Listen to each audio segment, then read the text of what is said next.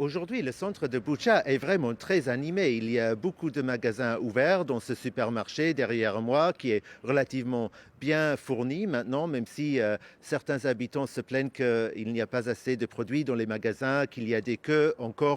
Mais vraiment, le contraste est énorme si on compare à la scène ici début avril, juste après le départ des forces russes. À ce moment-là, il y avait pratiquement que les gens qui étaient restés, qui avaient subi le cauchemar de l'occupation russe à Boutcha. Il n'y avait pas d'électricité, les gens cuisinaient dans leurs cours. Pour la plupart d'entre eux, ils avaient passé la plupart de ces semaines de l'occupation russe dans des sous-sols à se cacher des bombardements. Une partie de Boutcha est très endommagée, mais en réalité, c'est plutôt Irpin et Hostomel, les villes voisines, qui ont le plus souffert en termes d'endommagement des bâtiments de l'infrastructure. Le centre-ville de Boutcha est intact, mais Volodymyr Zelensky, le président ukrainien, estime le coût, ne serait-ce qu'en termes d'infrastructures ukrainiennes, à plus de 600 milliards de dollars pour les seuls 3 mois.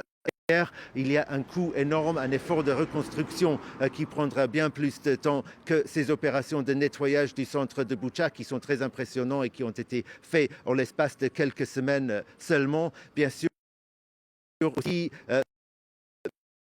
le soulagement et l'optimisme quant aux chances de l'Ukraine de gagner éventuellement cette guerre. Il y a un grand traumatisme qu'il faudra beaucoup de temps pour guérir et aussi l'inquiétude pour le sort des Ukrainiens qui sont aujourd'hui sous occupation russe dans le sud et dans l'est du pays et qui, surtout dans l'est, dans la région du Donbass, subissent aussi les offensives russes, les combats, les batailles d'artillerie qui font rage dans cette région alors que les Russes semblent bien déterminés toujours à prendre le contrôle de la totalité des régions de Donetsk et de Luhansk qui composent le Donbass. Notamment la ville de Severodonetsk semble être la cible principale pour le moment de cette offensive russe. Mais les experts militaires ukrainiens sont convaincus que ce n'est qu'une question de temps avant que l'Ukraine commence à monter des contre-offensives dans l'est de l'Ukraine. Aussi, l'espoir, bien sûr, est que l'Ukraine arrivera à chasser les forces russes du Donbass comme elle a pu chasser les forces russes de la région de Kiev et du nord de l'Ukraine